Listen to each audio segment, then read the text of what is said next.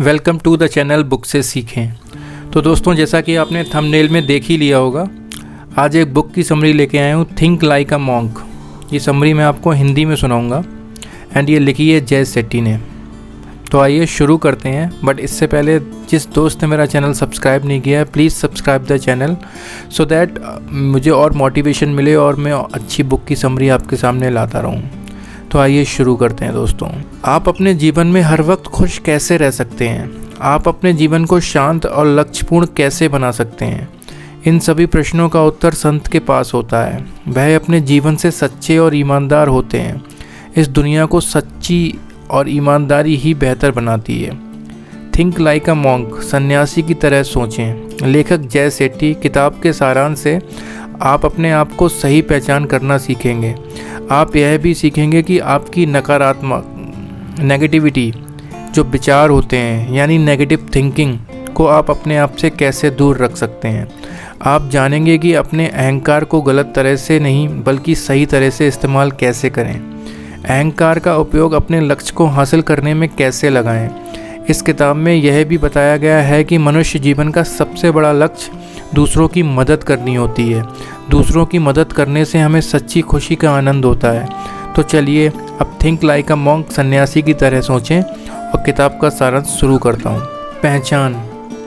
आप वह हैं जो कि आप सोचते हैं कि आप हैं। जब आप अपने काम में बेहतर बनना चाहते हैं तो आप अपने से बेहतर लोगों के पास जाते हैं और उनसे उस विषय के बारे में राय लेते हैं। अपने से बेहतर और एक्सपर्ट लोगों की राय से आप अपने काम में जल्द ही बेहतर हो जाते हैं।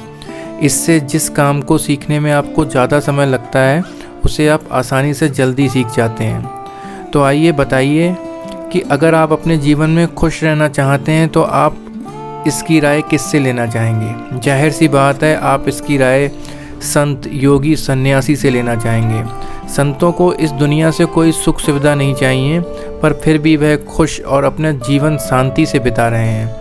अगर आप अपने जीवन में शांति चाहते हैं तो आपको संत का अनुसरण करना चाहिए।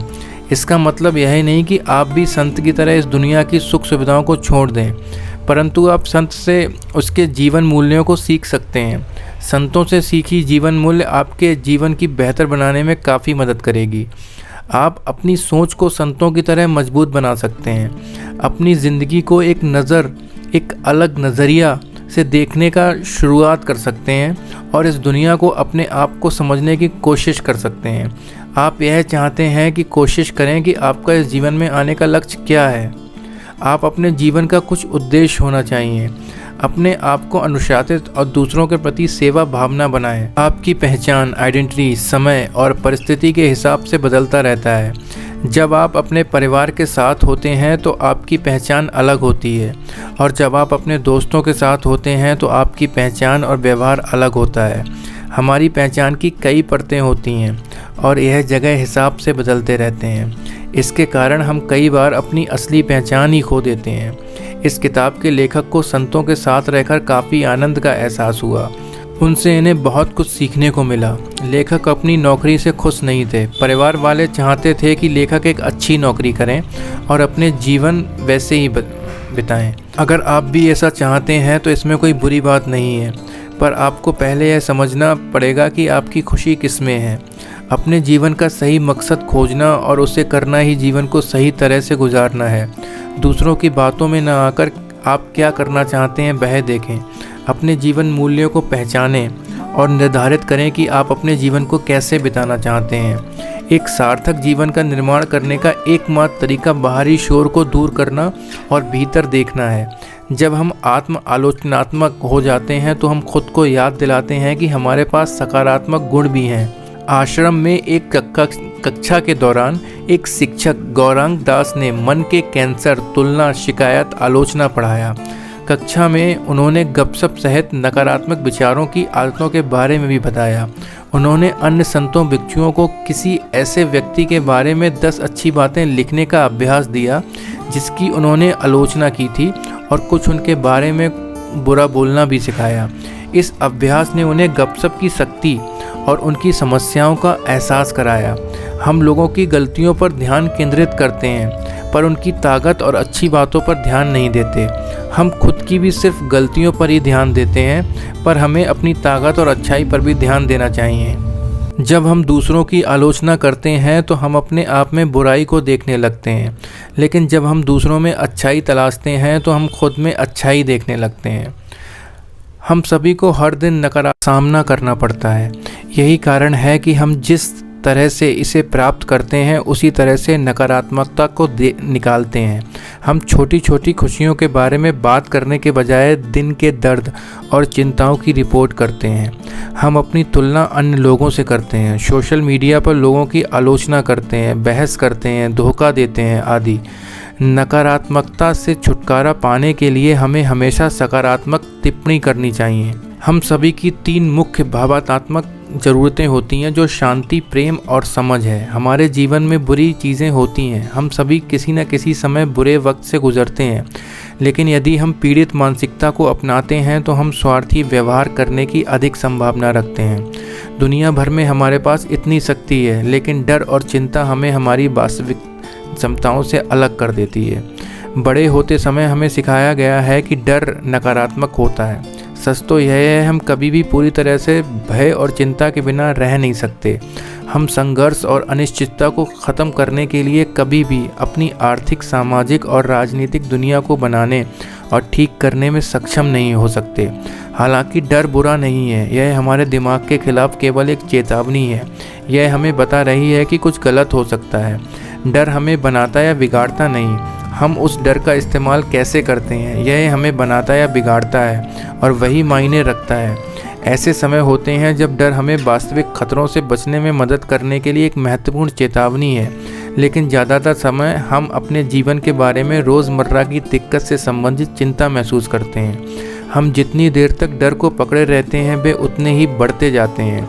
यदि हम तनाव और भय को नकारात्मक के रूप में देखना बंद कर देते हैं और इसके बजाय संभावित लाभों को देखते हैं तो हम डर के साथ अपने रिश्ते को मजबूत और बदल सकते हैं। बेहतर जीने के लिए हम जो चाहते हैं उसके पीछे के गहरे कारणों की खोज करनी चाहिए। यह सोचने के लिए रुकने की आवश्यकता है कि हम कुछ क्यों चाहते हैं और हम कौन हैं, या इसे प्राप्त करने के लिए हमें कौन होना चाहिए। ज़्यादातर लोग जवाब तलाशने के आदी होते हैं। उत्तर की तलाश में हमें प्रश्न पूछना बंद नहीं करना चाहिए। भय मृत्यु को नहीं रोकता, यह जीवन को रोकता है। गौतम बुद्ध ने ऐसा कहा है।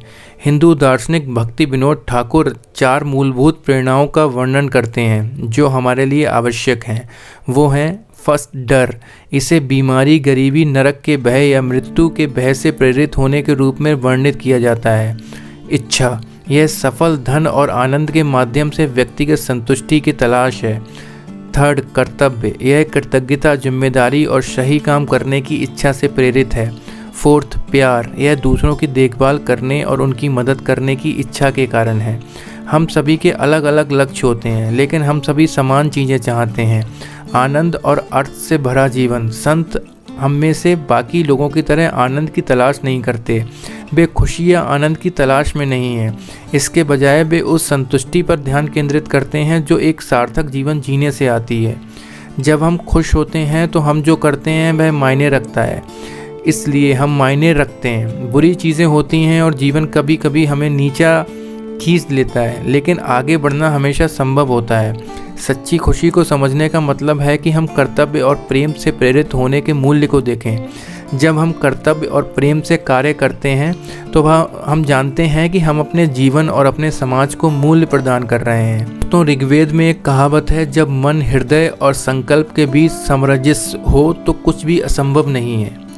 अपने भीतर की विभिन्न आवाज़ों के प्रति जागरूक होने मात्र से हम अपने द्वारा किए गए अच्छे और बुरे निर्णयों में अंतर कर सकते हैं। जब हम अपने दिमाग में कई आवाज़ों को सुलझाना शुरू करते हैं तो संघर्ष का स्तर कम होने लगेगा।